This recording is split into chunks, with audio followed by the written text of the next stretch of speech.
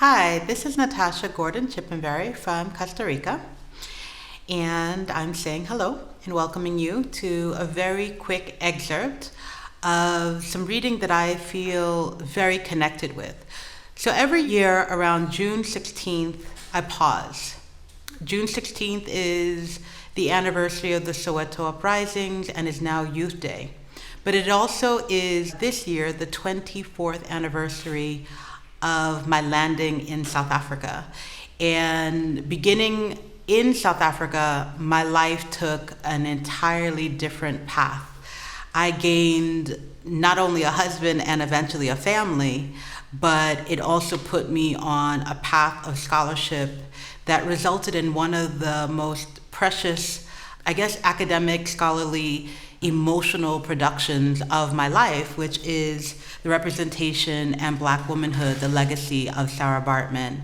This is an edited collection which includes mostly South African scholars and other global scholars in the world who took a risk in thinking about the life and legacy of Sarah Baartman. Some people know her as the Hottentot Venus, but I call her Sarah because that is the name that her people in South Africa acknowledge and call her and claim her by.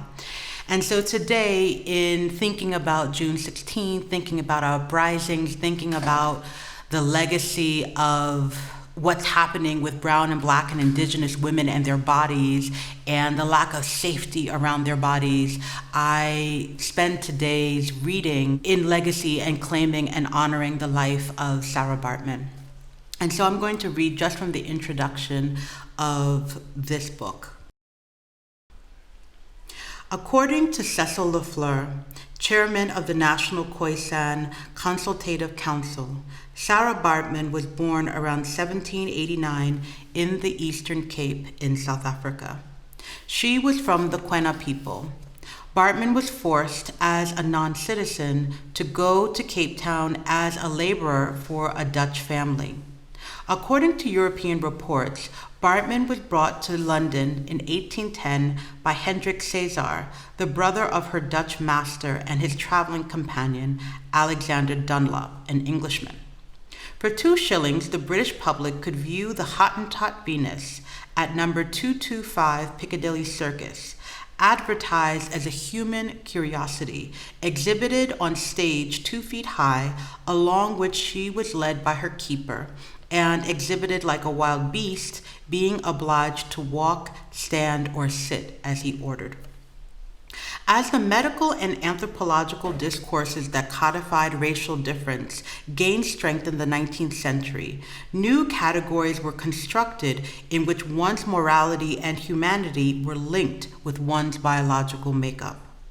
Baartman's case was even more extenuating as English and French scientists and doctors were most fascinated with her sexuality. Signified by her genitalia, her sexuality was classed as abnormal, obsessive, and debauched, as opposed to normative European self-representations. African women's sexuality became aligned with all things deviant. The grotesque body, in this case Baartman's, was designated to the margins, a nightmarish construction external to the normal European form. Baartman's otherness fixed firm the European positionality of normal, beautiful, moral, and superior. Many scholars suggest that Baartman's story became famous not because of her exhibitions, as there were many like her, but because her case was brought before the European judiciary system in November 1810. Although slavery was abolished in England in 1807, it was not abolished in the British Empire until 1833. Under the pretense of moral outrage, the African Association for Promoting the Discovery of the Interior of Africa brought Baartman's case to court, charging her Dutch owner, Cesar, with enslavement and indecency. Cesar appealed that Baartman was under a consensually signed contract for her personal exhibition in England and that she would return to her native South Africa within 2 years. The real issue for the court was not the immorality of exhibiting a live African woman in a cage like an animal, miles away from home, but the indecent exposure of her body before a civilized, moral English public. There was little to no discussion on how Baartman was brought to England, though it was insinuating that she came as a slave and remained so under Cesar's care. Numerous English papers reported on this case. However, Baartman's own voice is silent. Through the voices of European male translators, Baartman is on record as a witness, stating she willingly exhibited herself, though historians debate whether she was primed by Cesar to make such responses. Baartman, who remained unnamed throughout the entire court case, was perceived as illiterate, though in 1817, Cuvier reported that Baartman spoke Dutch, some English, and French. One also infers that she spoke her mother tongues.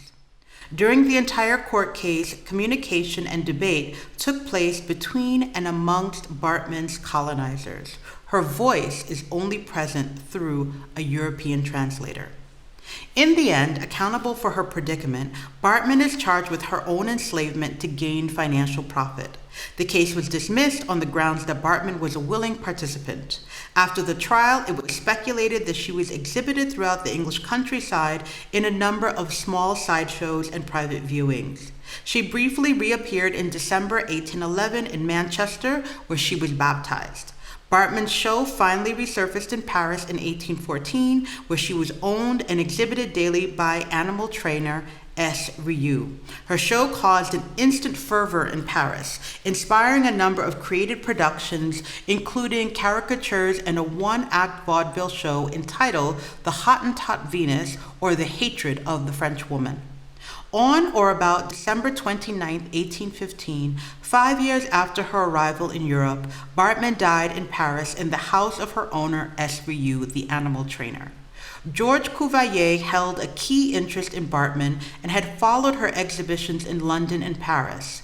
A team of zoologists, anatomists, and naturalists, which was led by Cuvier and included Henry de Beauville and Geoffroy Saint-Hilaire, subjected Baartman to a 3-day examination in March 1815 in the Jardin du Roi, Paris.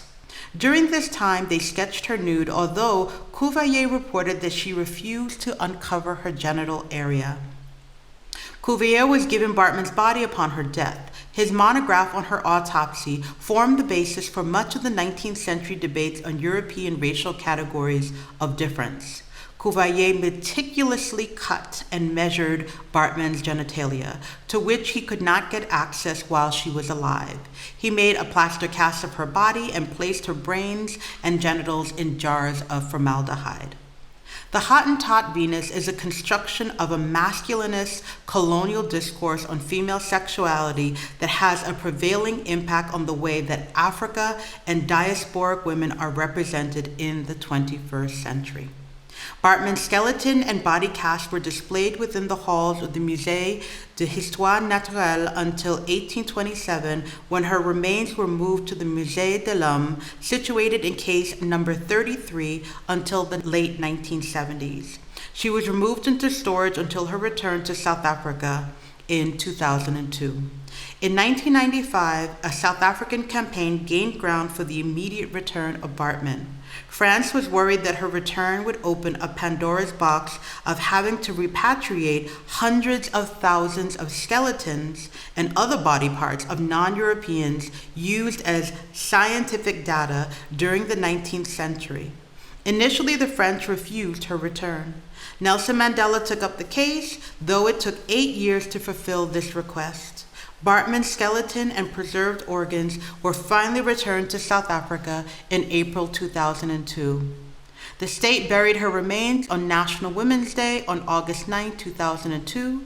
She was laid to rest in the town of Hanke near the Gomtos Valley, where she is believed to have been born. Thank you.